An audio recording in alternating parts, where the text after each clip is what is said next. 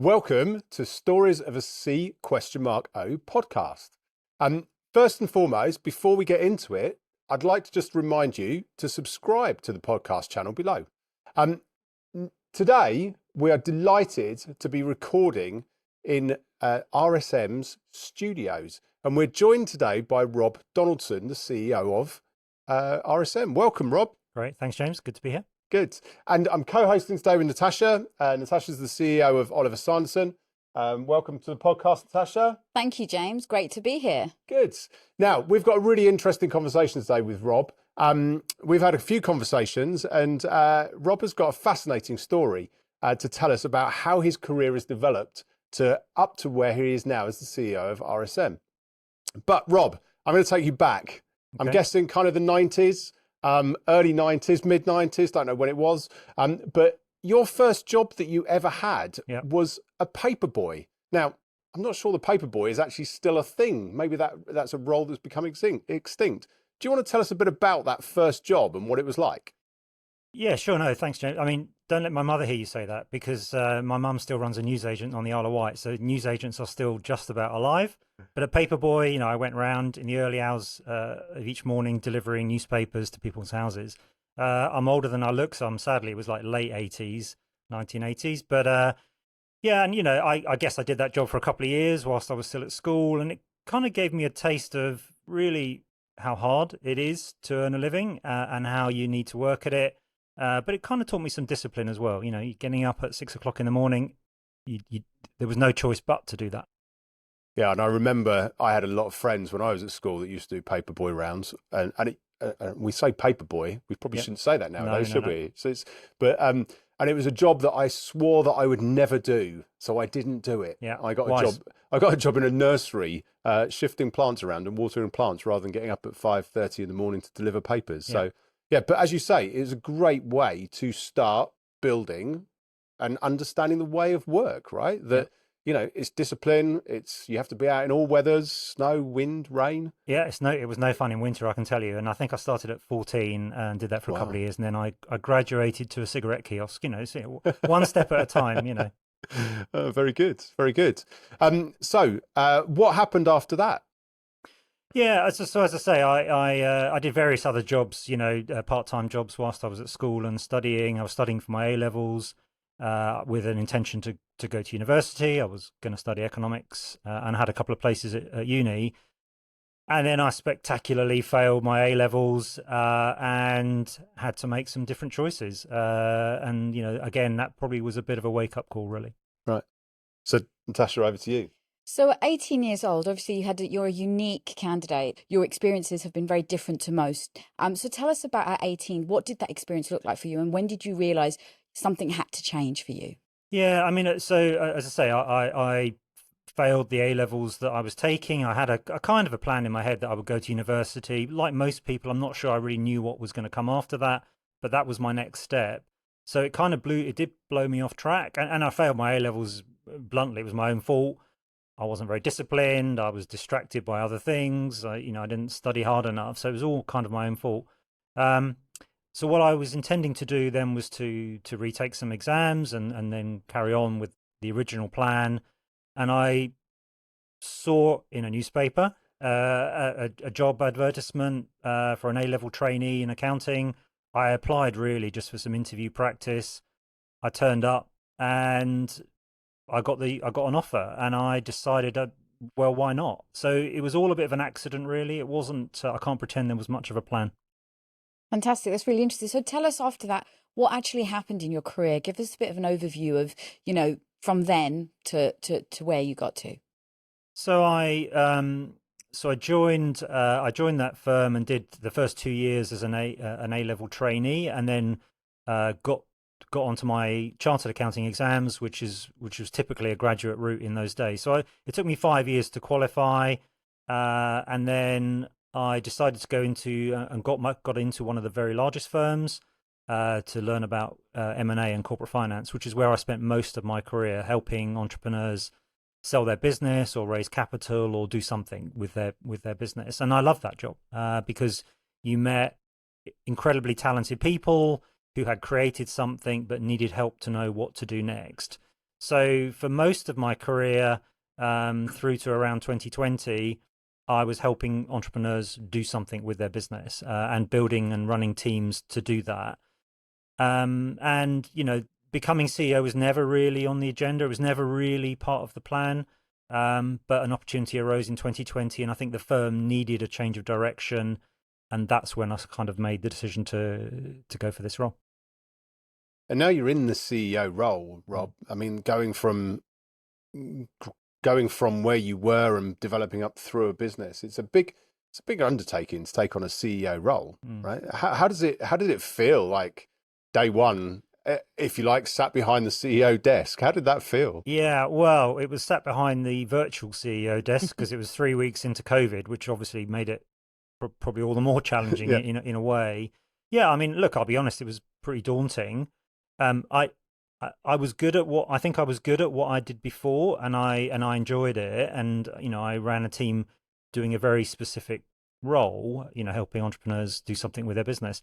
Suddenly becoming CEO of a 3,000-4,000 person business that did all sorts of different things, I wasn't sure whether my approach, my style of leadership would work across a broader business. And I wasn't going to be client facing anymore, which for me was a big deal because, Right. as I say, I loved being client facing. So that was quite daunting. But I think what I realized quite quickly is the things that people want are quite similar. No matter what the discipline, it's about clear communication, being pretty honest with people, helping them understand the trajectory and where the business is trying to go, and bringing them on the journey. And so it took me a few months to realize that actually it's not so different, and that I could do it. Yeah. And you talked about leadership there, and obviously taking on the role of the CEO as we went into COVID, which we don't like to dwell on that period. It was pretty horrible for everybody, but moving from that environment of, and I'm being stereotypical here, most accountancy firms, you're all in the office overnight, everyone was working from home. How did you have to adapt, or how did you adapt yourself to then engage with your people through that tough transition of having to work from home? Yeah, I mean, I think it was about being clear with people about what the challenges were, and not glossing over issues as they arose. And I guess my job really was to reassure people that there was a plan, that the business would get through it, and to direct them to focus in on what they needed to do in order to support our clients, because they all needed help as well. And not to dwell too much on some of the challenges. And also it was just to share the personal experience, because we all had challenges getting through those days, and it was sharing with them life hacks about how I managed it, and just being open about it. And of course, what most people often forget about as well, when you're the CEO, the decision stops with you, right? So a lot of this stuff, not only were you new to role, but suddenly you had to make all of these decisions without necessarily having a boss to go and have that debate with. So how did you cope with that? Yeah, pretty well. I'm pretty comfortable with that, to be honest. I think look, everyone has different traits and different qualities. I think I'm not either blessed or cursed, depending how you see it, with self-doubt, right? Which is not always a good thing, because sometimes I think doubt is good because it creates a little bit of caution, and that's good sometimes. But I guess I've always felt fairly confident about the direction that I wanted to take, whether it was the little business I ran before for RSM or the whole business. And so that bit wasn't so much the challenge, but it was nevertheless daunting, because it's a lot of responsibility. You've got 5,000 people's careers at stake, and all of our clients. And so I did feel the responsibility, but I quite liked the fact that there wasn't a boss, if I'm really honest. That was fine. Yeah. Often, I mean, we've talked about this sometimes around your development throughout your career. So you're sitting there and you're self-confident, quite like the fact there's not a boss. I'm guessing all that came from experience, but also, how did you figure all this out? Lots of people read books, go on training courses, networking, all that great stuff. How did you figure all this out? No, that's not me. I can honestly say I've never read a business book in my life because I find it boring. And actually, if I'm going to read, I want to switch off and I want to, read some trashy novel type thing. So I don't do any of that. I guess, but you're right. Experience does teach you a lot, and it's taught me a lot. And you learn most from the things that you get wrong. So I think my style has kind of evolved over time because I've learned along the way about what works and what doesn't work. And I guess I'm quite self-critical. So I never sit there thinking, job done. You can always learn something. And even today, I learn something every day, and I get things wrong every day. But that's how you learn. Yeah. And it's such an important thing to be able to actually sit there and say, I've done something wrong. Yeah. Because lots of people are scared of doing that in the world of work. People don't stretch themselves through fear of doing something wrong and then being ashamed or ridiculed or whatever it might be. Yeah. But you've always embraced that. And I think actually even more so in leadership. And when I think back sometimes to leaders I've seen, they can be quite defensive, or they're unwilling to acknowledge that anything is wrong because they're worried about the consequences of doing that. And I think my experience, and even since taking on this role, is people are fine with the fact that things aren't perfect or that we've made a mistake, so long as you just talk straight. And again, I guess that's something I've learned. So sometimes by watching people who I didn't trust because I didn't think they were being straight with me. So getting things wrong is fine. Just don't keep doing the same thing wrong. Because at the end of the day, we're all human, right? But everyone is also unique and authentic in their own style. So the fact that you haven't read a book actually makes me smile, because I always used to say, you can jump on a plane to New York and pick up the book that Richard Branson wrote about how to become a billionaire. But you're never going to be Richard Branson because you're not Richard Branson. I've got that book. Someone bought it for me. I've just never opened it, other than the first page, which, but I've never opened it. So, So it's sat on a bookshelf. Yeah. Lovely. Got it. Lovely. And there must have been some rocky periods through your career, obviously, and maybe there isn't, but I'm sure there has been. You don't go from kind of that junior role after your A levels to CEO overnight. What are some of the rocky parts of your career that you've learned from that might help other people that are listening to this learn from? Yeah. I mean, you're right. That I think there have been moments. I spectacularly nearly failed my first level accounting exams as well, which, given that I should have learned from a previous mistake. But that really was a shock, and I really sort of probably sharpened up after that and really committed myself to first of all the exams. I think there were other moments where when I left and joined another firm, that was quite a big decision. It felt at the time. The financial crash in 2007-8, because of what I did. I was in because I was in the M&A world.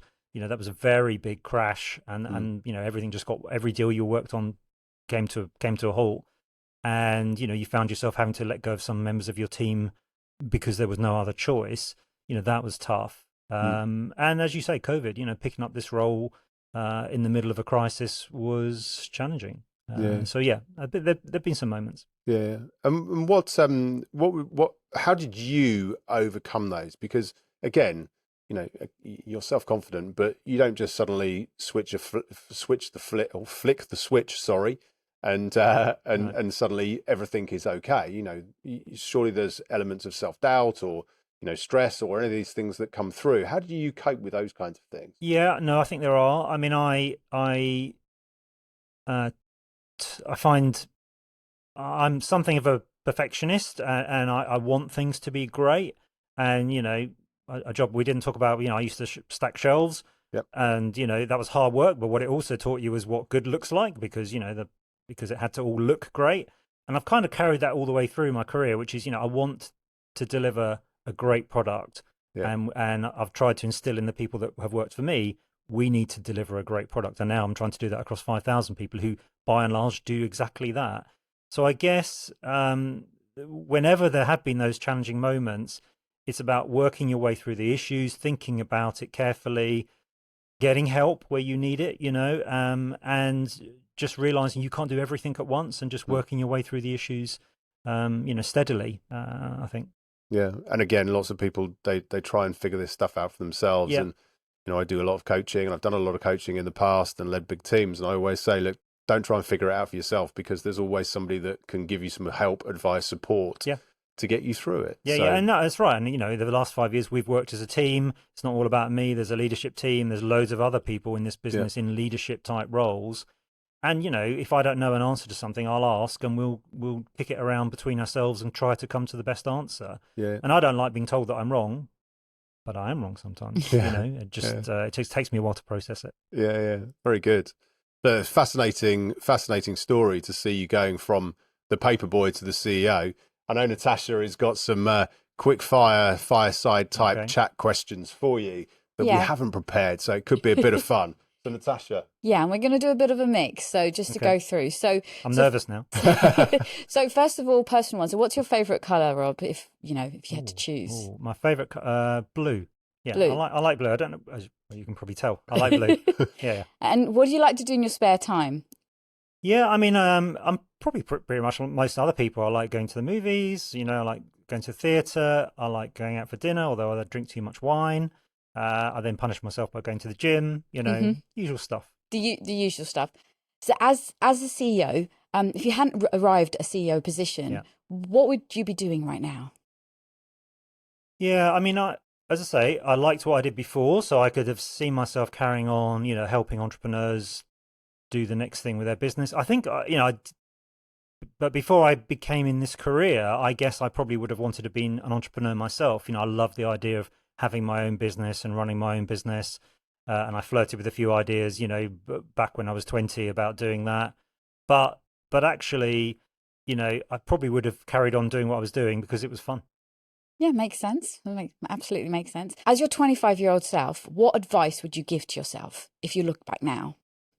Yeah, I think I probably got too frustrated when I was younger about things that I didn't feel were as they should be, and that things weren't changing quickly enough, and maybe I wasn't progressing quickly enough.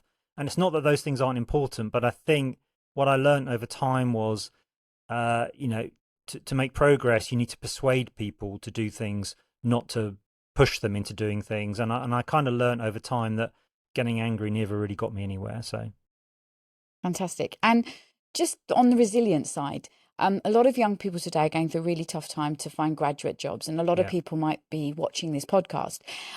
What advice would you give to graduates and also to people in general, if they're heads of, to say, you know, they can get there, to believe in yourself? What advice as a CEO would you say to them? Yeah, I think people almost spend too much time looking around them and worrying about how they measure up against other people. And I'm not sure that's particularly just about careers. I think that's a much broader statement, and it's probably something that comes from social media and, you know, always looking around at what other people are doing. I think my advice would be, look, one step at a time. Focus on, you know, being as good as you can be at each stage. Don't worry so much about what other people are doing. And in my experience, your careers are not linear. They don't go in a straight line. You know, sometimes you might go a little bit more slowly. Sometimes you'll accelerate. Sometimes something will happen, as it did with me, where the opportunity to become CEO arose out of the blue. So I think it's just about, you know, don't overly stress. Don't overthink it.